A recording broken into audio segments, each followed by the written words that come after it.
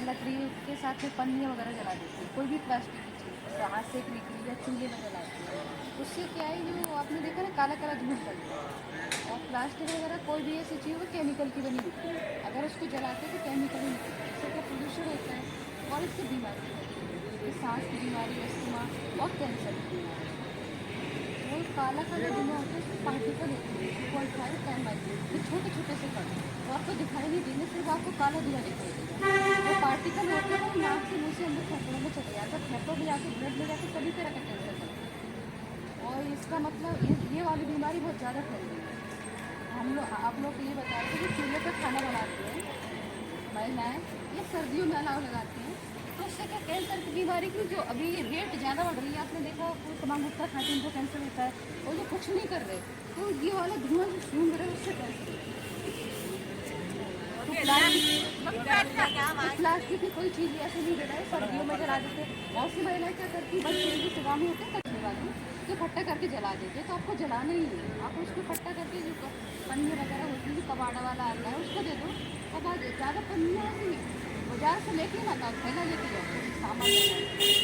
तो अगर हमें ज़्यादा पन ऐसे लेंगे ही नहीं, तो हमारे पास क्या कचरा इकट्ठा ही नहीं लगेगा उसका। तो इस चीज़ का ध्यान रखें, जो चूल्हे आप जो चूल्हे पर खाना बनाते तो घास फूस वगैरह से तो वो खेत की नरवाली होती है, जैसे आपका दाल वगैरह होती है,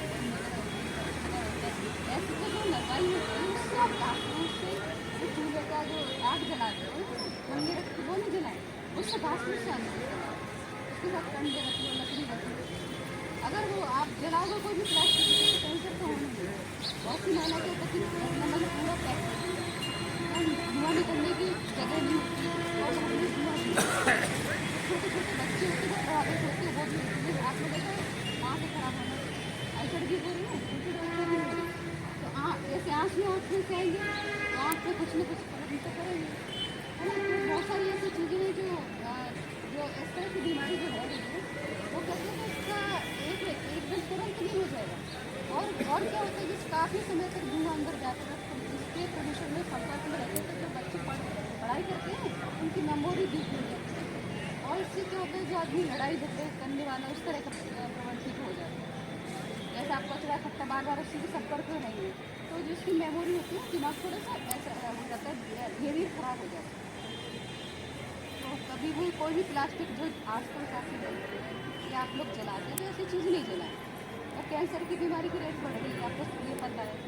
ज़्यादातर आप कोई से भी गाँव के रहने वाले हो, आपने देखा कैंसर पहले नहीं होता था, इसको कीटनाशक खेतों में कीटनाशक ज़्यादा डालते हैं ना, उससे कैंसर हो रहा है। दूसरा ये पन्नी प्लास्टिक जलाते हैं उससे हो रहा है। तीसरा तमाम गुटखा खाते हैं, शराब पी के बीड़ी से उससे कैंसर होता है। तो जो कुछ नहीं करते वो इसी से होता है, प्लास्टिक वगैरह और कीटनाशक। तो इसका थोड़ा सा ध्यान रखें, खेतों में आप लोग कीटनाशक छिड़काव ज़्यादा करते हैं, तो बाजार में देसी कीटनाशक खिलाने लगे, वो खेतों में डालें, गोबर की खाद ज़्यादा से ज़्यादा डालें। अगर हम इस चीज़ से बचाव करेंगे तो कैंसर की बीमारी कहीं हद तक हो जाएगी। ये कैंसर की बीमारी जो आम बीमारी की तरह होती जा रही है। आपके ज़माने में पहले कैंसर है आपने सुना भी नहीं होगा, आप स्वस्थ खाते हैं, गोबर का जो कहते हैं ना खाद बना के इसमें डाला, और ये ऐसे अभी यूरिया बहुत सारा डालते हैं, तो एक लिमिट होती है। आदमी क्या जानते हैं कि पैदावार अच्छी होनी चाहिए, इसलिए बहुत सारी चीज़ होते रहते हैं। तो उसी चीज़ से जो आजकल बीमारी फैल रही है, जैसे आप हॉस्पिटल का चक्कर काटते करते हैं, तो इसी वजह से बहुत सारी बीमारी हैं। इन चीज़ों का थोड़ा ध्यान रखें, तो प्लास्टिक की चीज़ वगैरह ऐसी चीज़ नहीं करते।